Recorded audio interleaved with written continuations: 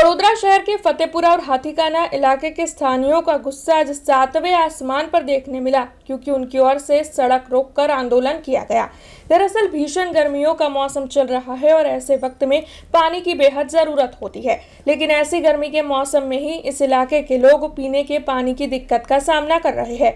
तकरीबन 1 माह से इस इलाके में पानी नहीं आ रहा है और जब पानी आता है तब गंदा आता है। ऐसे में फतेहपुरा और हाथीखाना इलाके के लोगों की ओर से आज पुलिस चौकी निकट ही रास्ता रोककर आंदोलन शुरू किया। अगर समस्या नहीं सुलझी तो फिर इन सभी की ओर से उग्र आंदोलन की धमकी भी दी गई। इन लोगों की ओर से गंदे पानी की बोतलों भरकर दिखाते हुए कॉरपोरेशन हाय हाय के नारे लगाए गए और साथ ही आने वाले कॉरपोरेशन के चुनाव का बहिष्कार करने की धमकी भी दी गई। स्थानीयों का विरोध इतना ज्यादा प्रचंड था कि मौके पर पुलिस भी आ पहुंची। स्थानीयों को समझाकर आंदोलन सड़क पर नहीं करने की अपील पुलिस की ओर से लोगों से की गई।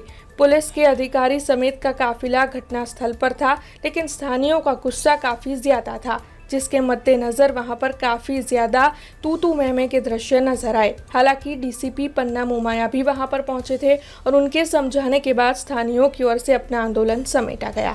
1 મહિનાથી તકલીફ છે, બધા મારી એકલીને તકલીફ નથી, આખા હાથીખાના વિસ્તારને તકલીફ છે। આખો રમજાન મહિનો રોજો રાખીને નીચેથી ઉપર પાણી ભરવાનું, બરાબર? આ કોર્પોરેટરને નીચેથી પાણી ભરવાનું હોય તો એ ભરે અને આ આવું પાણી પીધું છે। લીંબુ શરબત પાણી પીએ, કેટલું દુઃખ થાય છે। અને પાણી વગર નીચેથી રોજો રાખીને છેક તીસરે મજલે ચડાવવાનું। કોઈ બી વ્યક્તિ હોય થાક તો લાગે ને ભાઈ। કોર્પોરેશનના અધિકારીઓ તો કશું જ એ નથી કરતા, જોઈને જતા રહે છે, બરાબર? આ પાણી જો તમે કેટલો 4 વાગ્યા સુધી અહીંનું પાણી જાય છે। આજે કલેક્ટર ઓફિસ ગયા, ત્યાં જઈને રજૂઆત કરી, અહીંયા વિકલપુર જઈને રજૂઆત કરી તો કે ત્યાંથી પ્રેશરથી પાણી નથી આવતું। તો પ્રેશરથી પાણી નથી આવતું તો આ તમારા વિસ્તારમાં કેવી રીતે પાણી આવે છે?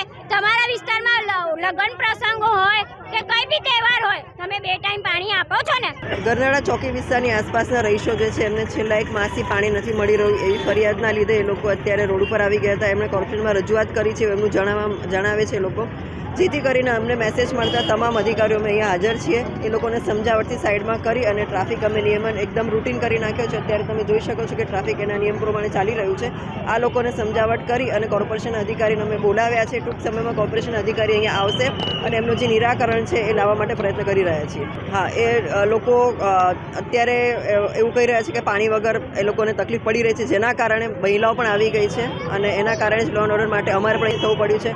કોર્પોરેશન અધિકારી આવી રહ્યા છે અને એ લોકો કહે છે કે ટૂંક સમયમાં એ લોકોને પાણી ચાલુ કરી આપશે, એવી એ લોકોએ કીધું છે અને અધિકારી અહીંયા આવી પણ રહ્યા છે। ના, હાલમાં અત્યારે કંઈ નથી। એ લોકોના કોર્પોરેશન અધિકારી આવશે ત્યારે ખબર પડશે કે કઈ રીતે કાર્યવાહી એ લોકો કેટલી સમયમાં પાણી ચાલુ કરે છે। हमसे जुड़े रहने के लिए हमारे YouTube चैनल को सब्सक्राइब करें और नई वीडियो की नोटिफिकेशन के लिए बेल आइकॉन को दबाएं।